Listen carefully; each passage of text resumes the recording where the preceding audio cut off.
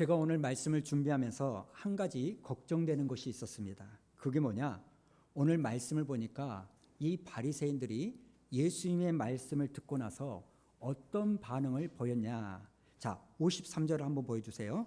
이 53절을 보니까 거세게 달려들어 주님께 따지고 말꼬리를 잡으려고 노리고 있었습니다. 그러니까 예수님의 말씀이 자기들 듣기에 좋았다, 싫었다? 싫었다는 거예요. 그럼 우리도 똑같은 말씀을 들을 텐데 우리도 이 말씀이 듣기 싫을 수도 있다, 없다? 있다는 겁니다. 그러나 여러분, 오늘 말씀을 기분 나쁘게 받지 않는 여러분의 태도가 있기를 축복합니다. 먼저 오늘 말씀에서 우리가 생각해야 될 것, 첫 번째, 사람은요 겉모습을 보지만 주님은 내 속을 보신다는 것을 다시 한번 아시기 바랍니다. 여러분은 건강검진 때 위 내시경을 받아보신 적이 있으실 거예요. 여러분, 그 전에는 내 속이 어떤지 알 수 없지만 이 카메라가 내 입속에 들어가서 내 속을 휘젓습니다. 그럼 한 번도 드러나지 않았던 내 위장의 속이 모니터에 적나라하게 드러나는 거예요. 예수님이 오늘 하신 일이 바로 이거라는 겁니다. 지금 바리새인들과 종교 지도자들의 속을 주님이 내시경으로 들여다보시는 거예요. 그런데 문제는 의사이신 예수님이 내가 들여다보니 여기에 문제가 있다 이렇게 말했더니 이 환자가 뻘떡 일어나서 이 의사이신 예수님을 공격하는 겁니다. 자, 37절을 보시면 한 바리새인이 예수님을 식사 초대를 하죠. 우리가 보는 이 누가복음에는 총 3번에 걸쳐서 예수님을 초대하는 식사의 자리가 있어요. 그런데 중요한 것은 이 3번 다 주님과 이 사람들이 식탁에서 충돌을 일으키는 거예요. 여러분, 왜 밥 먹는 그 자리에서 서로 충돌이 일어날까요? 이유는 딱 하나예요. 그 사람들의 식사 초대가 순수한 환대가 아니었기 때문입니다. 지금 바리새인들은 진짜 예수님과 밥 한 끼 먹어보고자 주님을 초대한 게 아니라 도대체 이 사람이 어떤 사람인지 우리 한번 자세히 봐보자. 이 예수님을 관찰하려고 초대한 겁니다. 그리고 그렇게 보니까 38절에 어떤 모습이 나타나느냐? 자, 읽어볼까요? 시작.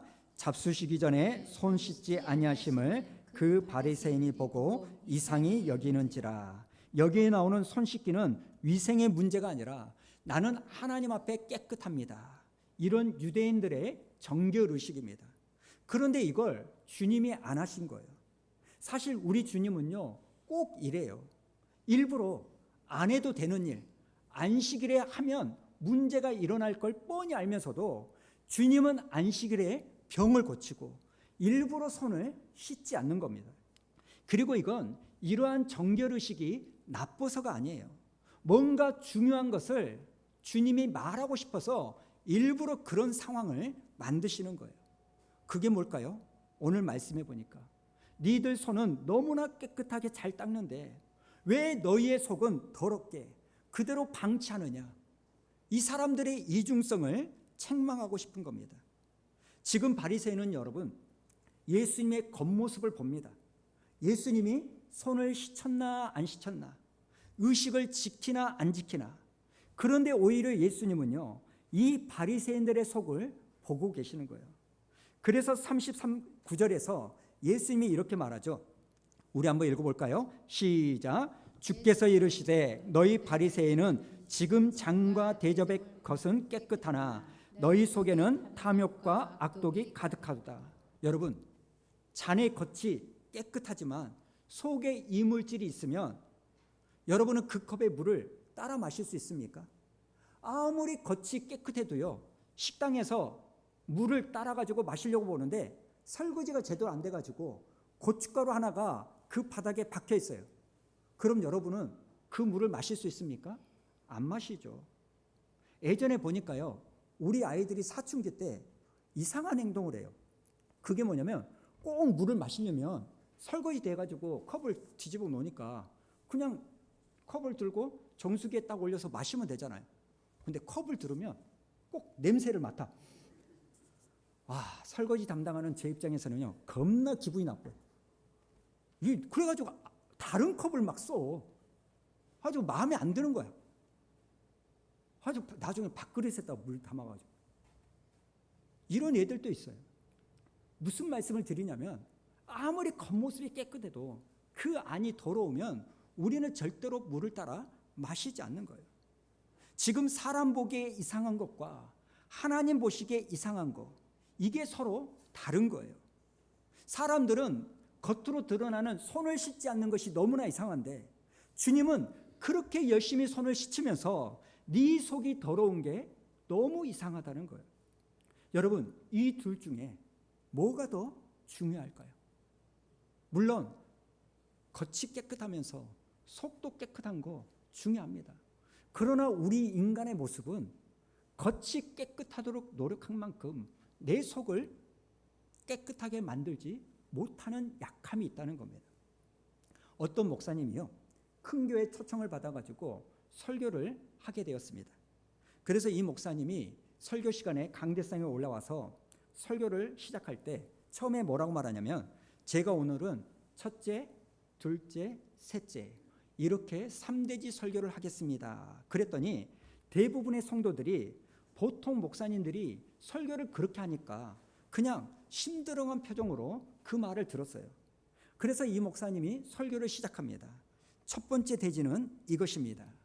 지금 이 순간 여러분이 말씀을 듣는 이 시간에도 약 20억 명의 사람들이 굶어 죽고 있습니다. 역시 그 말을 들은 교인들이요, 시큰둥한 표정입니다. 왜요? 그런 말은 여러 번 들었기 때문에. 이어서 목사님이 말합니다. 두 번째 대지는, 그러니까 갑자기 성도들이 자세를 똑바로 하는 거예요. 왜냐하면 설교를 시작한 지 10초 만에 두 번째 대지로 넘어가니까. 목사님이 이어서 말을 합니다. 두 번째 대지는 이것입니다. 그런데 여러분 중에 대부분은 이런 사실에 조금도 관심이 없습니다. 빌어먹을. 이렇게 말한 거예요. 그러자 성도들이 논란과 분노로 웅성거리는 거예요. 아니, 어떻게 목사가 설교 간대상에서 성도들한테 빌어먹을 이런 욕을 할 수 있느냐. 그러나 목사님은 잠시 멈췄다가요, 세 번째 대지는 이렇습니다. 오늘날 신자들의 가장 큰 비극은 20억 명의 사람들이 굶어 죽어간다는 이 말보다 저 목사가 나에게 빌어먹을 이 욕을 했다는 것에 먼저 기분 나빠한다는 이 사실입니다. 그리고는 강대상에 내려오셨다는 거예요.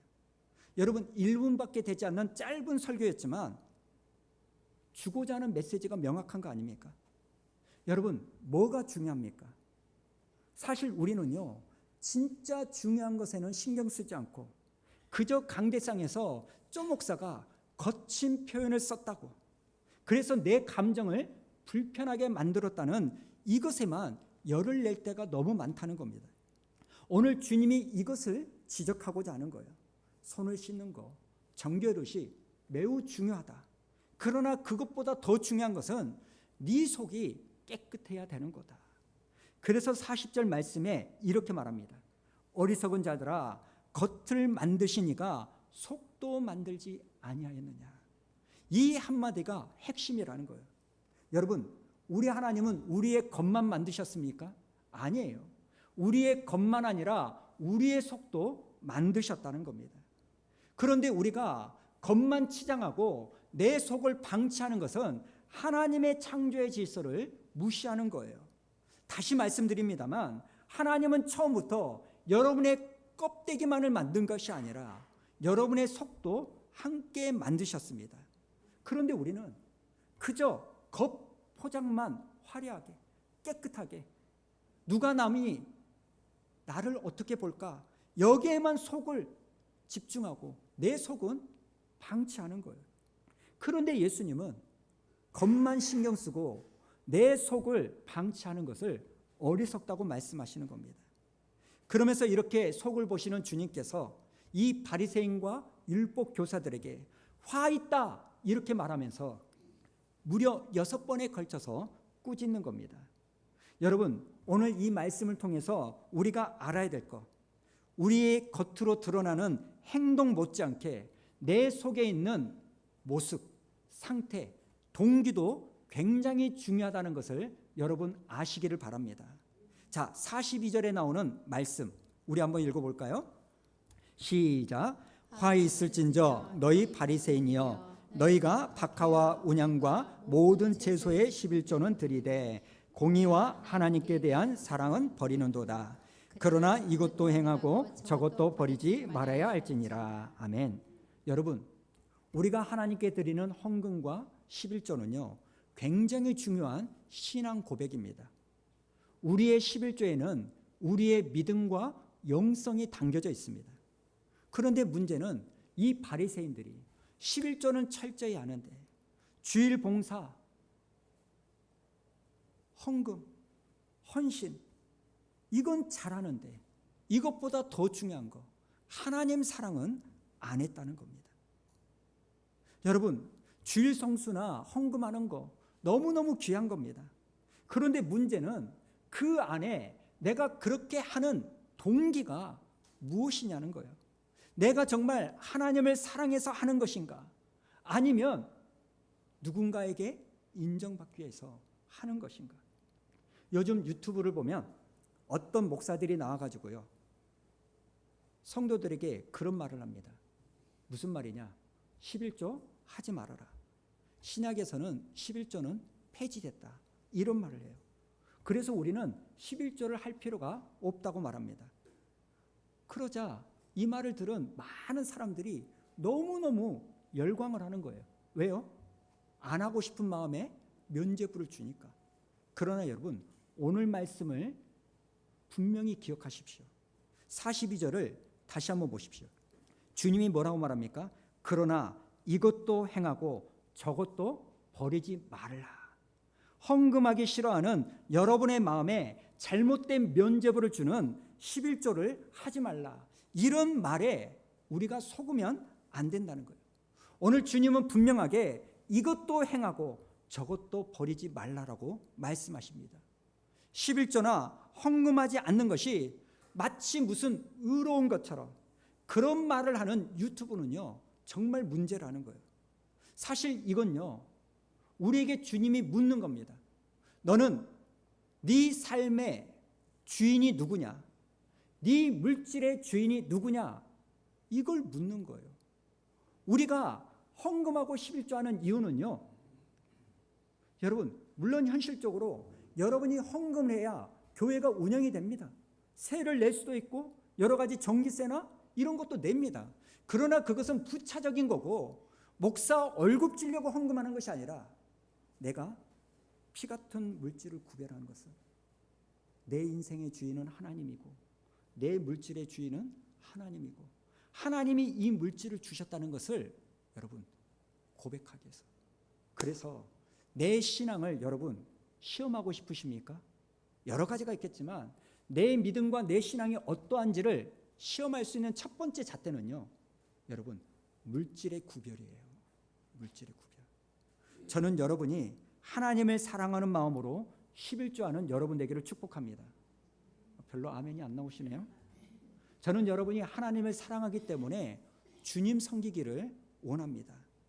오늘 내 행동을 견인하는 그 동력이 도대체 무엇인지를 생각해 보시라는 거예요. 그리고 또 하나 주님께서 지적하는 게 뭐냐? 우리는요 평토장한 이 무덤처럼 드러나지 않는 죄를 무서워해야 된다는 거예요. 44절에서 주님은 결정적인 이미지를 말씀하시는데요. 우리 한번 읽어볼까요? 시작. 화 있을진저 너희여 너희는 평통장 무덤 같아서 그 일을 밟는 사람이 알지 못하느니라. 아멘. 그 당시 유대인들은요 시체와 접촉하면 자기들이 부정해집니다. 그래서 무덤 곁에 가까이 가지 않아요. 그러니까 이 유대인들이요 무덤을 만들면 어떻게 하느냐? 그 무덤에 석회석을 막 발라요. 그래서 표시해가지고 여기에 무덤이 있으니까 가까이 오지 말라 이렇게 알려줍니다. 그런데 평토장한 무덤이라는 것은 이런 표시가 없는 무덤이에요. 사진을 한번 보여주실래요? 사진을 보시면 제가 여러분에게 보여드리기 위하여 이렇게 표시가 되어 있는 것을 가지고 왔는데 겉으로는요 그냥 잔디가 깔려 있기 때문에 누가 봐도 여기는 무덤이라고 생각하지 않습니다. 그저 잔디밭이라고 생각해요. 그런데 여기가 무덤인지 모르고 이 유대인이 올라가면 결과적으로 이 사람은요 부정한 사람이 되는 겁니다. 그래서 유진 피터슨 목사님이 메시지 성경에서요 이렇게 번역을 합니다. 사기꾼들아, 너희는 꼭 묘지 표지가 없는 무덤과 같다. 사람들은 깔끔하게 정리된 잔디를 밟고 다니지만 그 2미터 아래 땅속은 온통 썩고 부패한 것을 알 턱이 없다. 이렇게 말하는 거예요. 오늘 주님이 말하고자 하는 것이 뭔지 아십니까?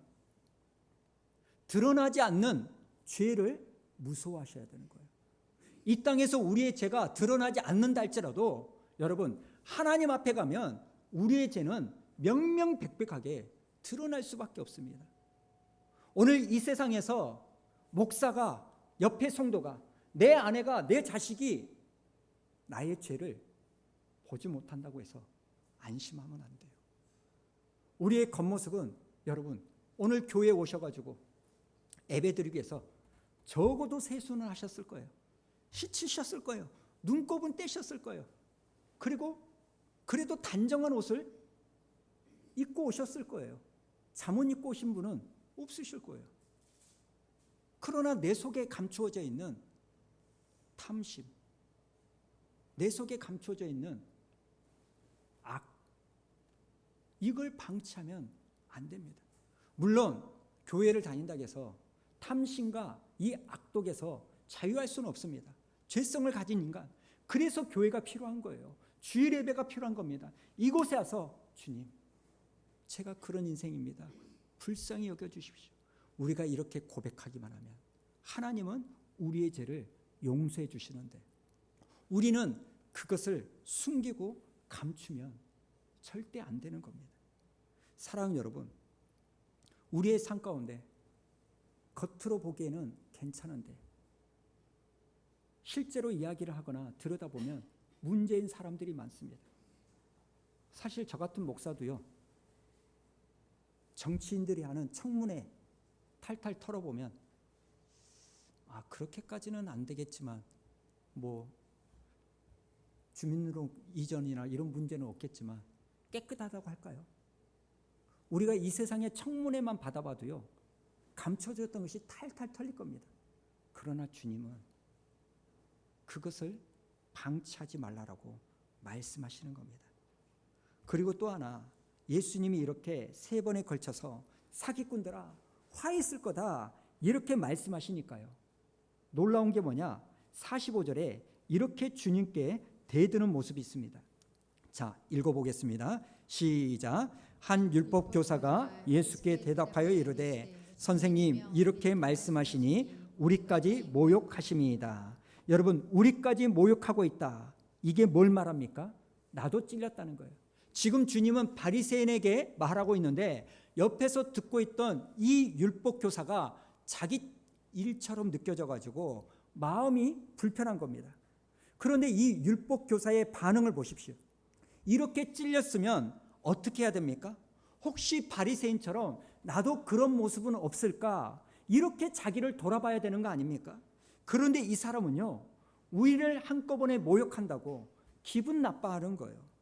회개를 하는 것이 아니라 주님께 대들고 있는 겁니다. 그리고 이것이 우리가 말씀 앞에 보이는 반응이기도 하는 겁니다. 그러나 예수님은 그 율법 교사의 항의에 물러서지 않습니다.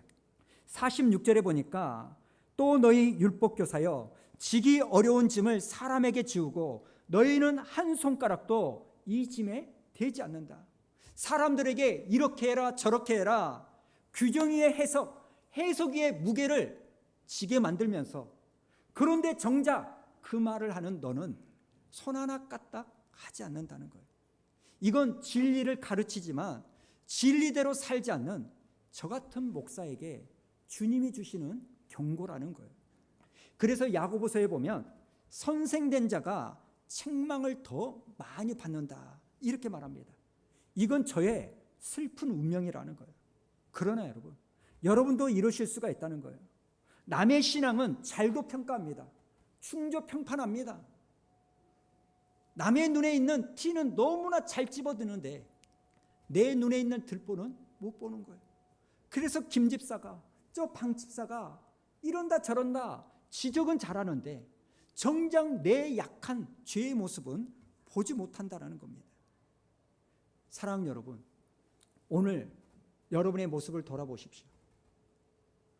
부모로서 자식들에게 보는 되지 못하면서 그 권위를 내세워서 집만 지우고 있지 않습니까? 자녀들에게 공부해라, 핸드폰 좀 그만해라, 게임 좀 그만해라, 이런 말은 많이 하는데 정작 자녀들 앞에서 책을 펼쳐 읽거나 성경을 읽거나 이런 모습을 보여주지 않고 나는 핸드폰하고 나는 유튜브 보고 나는 넷플릭스 보면서 자식들에게만 하지 말라고 말하고 있지는 않는지 여러분 돌아보셔야 된다는 거예요. 그리고 47절 우리 한번 읽어볼까요? 47절 48절 시작. 화 있을진저 너희는 선지자들의 무덤을 만드는도다. 그들을 죽인 자도 너희 조상들이로다. 이와 같이 그들은 죽이고 너희는 무덤을 만드니 너희가 너희 조상의 행한 일에 증인이 되어 옳게 여기는도다. 여러분, 이 말씀의 논리가 좀 이상합니다. 그들은 죽이고 너희는 죽인 사람의 무덤을 만들었다는 거예요. 이상해요. 선지자의 무덤을 만드는 건 나쁜 게 아닙니다. 무덤을 만들었다는 것은 그 사람을 존경한다는 의미입니다. 그런데 예수님은 이걸 완전히 다른 각도에서 보시는 거예요. 여러분, 죽은 선지자는요, 더 이상 나를 불편하게 만들지 않습니다. 죽은 선지자는 더 이상 내 죄를 지적하지 않습니다. 더 이상 나에게 회개하라고 소리치지도 않습니다. 그러니까 이제는 마음 편하게 죽은 선지자의 무덤을 만들어서 그 죽은 선지자를 기념하는 거예요. 그런데 반대로 살아있는 선지자가 내 앞에 서면 불편하다는 거예요. 왜요? 그 선지자가 나를 건드리니까. 여러분, 지금 이 식탁 안에서 정확히 이런 일이 일어나고 있는 거예요. 하나님의 아들이신 예수님이 자기들의 속을 진단하고 계십니다. 그런데 이 사람들이 그런 예수님을 불편하게 생각하는 거예요. 우리를 모욕한다고 들이댑니다. 죽은 선지자의 무덤 앞에서는 고개를 숙이면서 살아있는 예수님의 말씀 앞에서는 고개를 빳빳이 쳐들면서 주님께 들이대고 있습니다. 그런데 여러분, 이게 오늘 우리의 모습은 아닙니까? 우리는 성경에 나오는 선지자들, 모세, 엘리야, 에레미야, 호세야, 우리는 이런 사람들 너무너무 좋아합니다. 그런데 우리가 예배를 드릴 때 말씀이 내 마음을 찌르면, 내 속을 말씀이 건드리면, 내 생각과 다른 말씀이 나에게 전해지면 오늘 말씀처럼 우리는요, 보지 않으려고, 듣지 않으려고 눈을 감고 마음으로 튕겨냅니다. 그 말씀을 전하는 목사에게 우리도 얼마든지 이 바리새인들처럼 대들 수가 있는 겁니다. 여러분, 잘 들으셔야 돼요. 하나님이 주신 말씀에 내가 어떻게 반응하느냐, 이 태도는요 굉장히 중요합니다. 성경은 우리의 마음이 찔렸을 때 어찌할꼬 이렇게 가슴을 치면 구원의 역사가 일어나지만, 마음이 찔려도 가슴을 치지 않고 이를 갈면 교회와 신자들을 핍박하는 핍박자가 될 수 있다는 사실을 말합니다. 여러분, 사도행전 3장을 보십시오. 베드로가 설교했을 때 수많은 사람들이 마음에 찔려 가슴을 쳤습니다. 그러자 3,000명이 넘는 사람들이 구원받는 역사가 일어나요. 그런데 10장에 넘어가서 스데반이 설교할 때 그 설교를 들었던 사람들, 마음에 찔렸지만 가슴을 치는 것이 아니라 이를 갑니다. 어떻게 됩니까? 이를 간 사람들이 그 스데반을 죽이려고 돌을 드는 거예요. 여러분, 그렇기 때문에 우리는 알아야 됩니다. 예수님의 말씀에 화를 내면 내 병, 내 문제, 내 죄는 결코 해결되지 않는다는 사실이에요. 53절에 있는 말씀을 우리 한번 읽어볼까요? 자, 53절과 54절에 있는 말씀 시작. 거기서 나오실 때 서기관과 바리새인들이 거세게 달려들어 여러 가지 일을 따져 묻고 그 입에서 나오는 말을 책잡고자 하여 노리고 있더라. 여러분, 이 반응을 보십시오. 예수님은 그들의 속을 진단하십니다. 너희 속에 탐욕과 악독이 가득하다. 그런데 이들은 이 예수님의 지적의 말씀을 듣고서도 어떻게 합니까? 다음 화면을 보여주시면 세 가지를 합니다.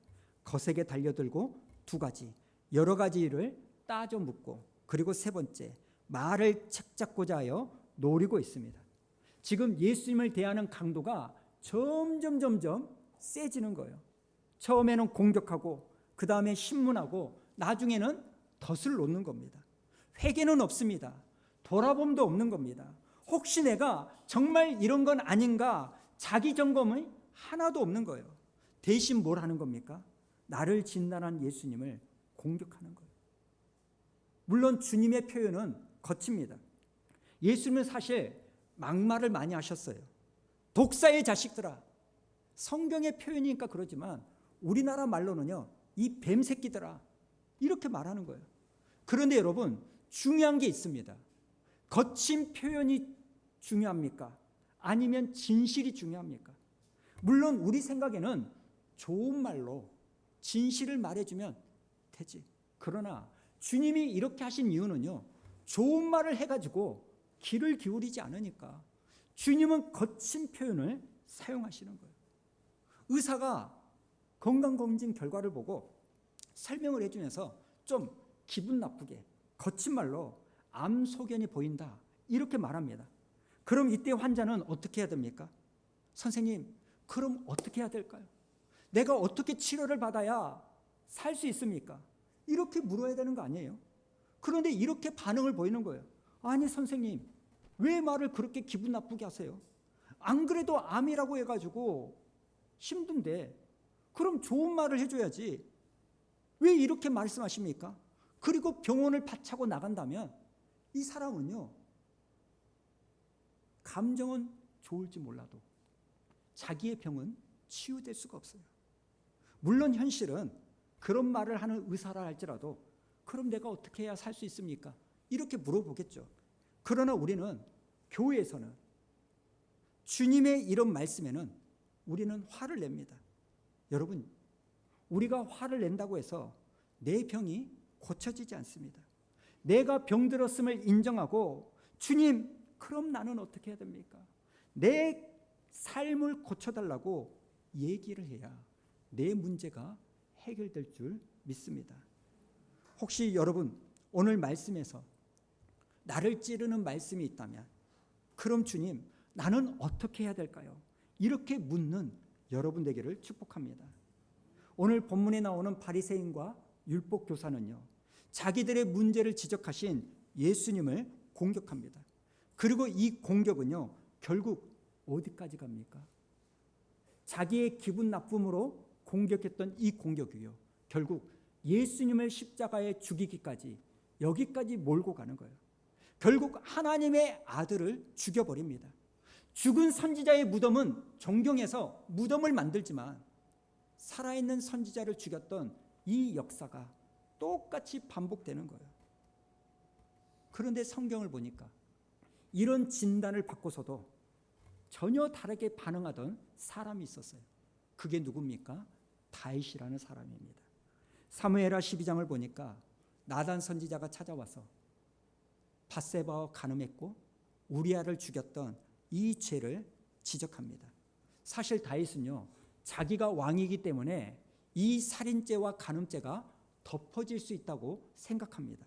그런데 나단이 찾아와서 비유를 쭉 이야기하다가 맨 마지막에 바로 그 사람이 당신이다. 마치 예수님께서 바리새인의 속을 까발렸던 것처럼 모든 신하들이 보고 있는 그 자리에서 다윗의 죄를 까발려 버립니다. 그런데 여기서요, 반응이 달라지는 거예요. 바리새인들은 그 지적을 듣고 거세게 달려들어 주님과 말싸움을 하고 주님께 대듭니다. 그런데 다윗은 어떻게 합니까? 왕의 체면을 네가 떨어뜨렸다고, 내 자존심을 상하게 했다고 나단을 죽이지 않습니다. 또 핑계를 대지도 않습니다. 아니, 나만 그러냐? 다른 나라 왕들도 이 정도는 다 한다, 이렇게 말하지도 않습니다. 자기의 창피함을 붙드는 게 아니라, 기분 나쁨을 붙드는 게 아니라 내가 하나님께 범죄했다고 기회를 주신 하나님 앞에 엎드리더라는 거예요. 여러분, 똑같은 진단입니다. 네 속에 문제가 있다. 그런데 반응은 다르다는 거예요. 바리새인들은 예수님을 공격했고 다윗은 엎드렸습니다. 사랑 여러분, 여러분은 오늘 이 말씀 앞에 누구의 반응을 따르시겠습니까? 오늘 예수님의 말씀, 화 있을 것이다. 이 말씀은 우리를 불편하게 만듭니다. 그러나 그렇게 말씀하시는 이유는 우리를 심판하기 위하여 말씀하신 게 아니에요. 41절에 나오는 말씀을 보니까 이런 말씀이 있습니다. 그리하면 모든 것이 너희에게 깨끗하리라. 지금 주님은 우리의 속사람을 깨끗하게 만들어 주기로 원하십니다. 문제는 그 지적에 대한 우리의 반응입니다. 바리새인들처럼 거세게 달려들어 따져 묻고 예수님의 말을 책잡고자 노릴 것인가? 아니면 하나님, 내 안에 있는 죄를 드러내셨는데 그럼 제가 어떻게 해야 될까요? 이걸 붙들 것인가? 사랑 여러분, 우리 하나님은 겉만을 만드신 것이 아니라 우리의 속도 만드셨습니다. 그리고 우리의 병든 속을 고쳐주실 분은 하나님일 줄로 믿습니다. 저는 여러분이 감정과 기분을 붙드는 인생이 아니라 하나님을 붙드는 여러분의 인생이 되기를 원합니다. 저는 매일 아침에 일어날 때 여러 가지 루틴이 있지만 그 중에 하나의 기도가 뭐냐면 오늘 하루 내 기분을 새롭게 시작하려고 합니다. 어제의 내 기분 상태가 오늘까지 이어지지 않도록. 왜요? 여러분, 기분이, 감정이 내 태도가 되면 결국 손해는 나예요. 나예요. 오늘 우리가 중요한 것은 내 기분과 내 감정을 붙드는 모습이 아니라 진실을, 해결책을 붙드는 게 여러분 정말 중요해요. 사실 우리 인간은 연약하기 때문에 감정과 기분을 붙들 때가 많습니다. 그러나 그것 가지고는 결코 문제 해결이 되지 않습니다. 부부싸움으로 왜 파탄이 납니까? 이유는 딱 하나죠. 맞는 말을 하는데 왜 니는 기분 나쁘게 말하느냐? 그래서 싸우는 거예요. 그러나 상대방의 문제가 맞는 말을 기분 나쁘게 말하는 것이 문제일 수는 있지만 듣는 나는요, 기분 나쁜 이 감정을 붙들 게 아니라 현실, 지적하는 문제, 해결책을 붙들어야 여러분 풀어지는 거예요. 그런데 우리의 삶은요, 늘 그러는 거예요.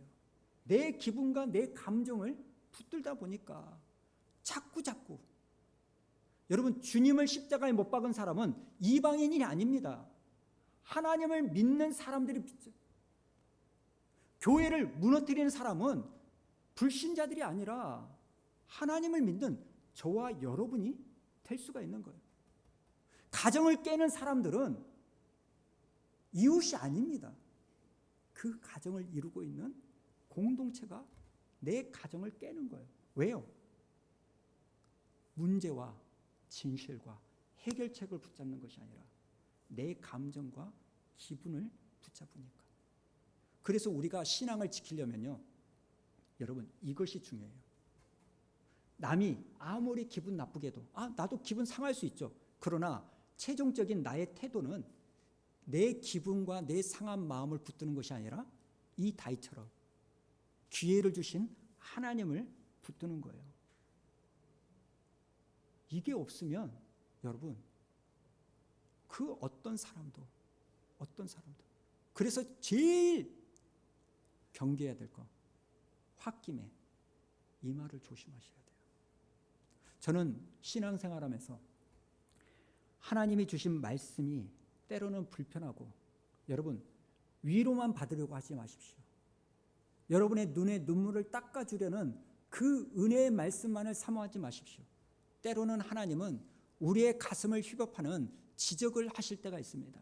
그럴 때 여러분 내 기분과 감정을 붙잡지 말고 기회를 주신 하나님께 엎드리는 저와 여러분 되기를 주님의 이름으로 축복합니다.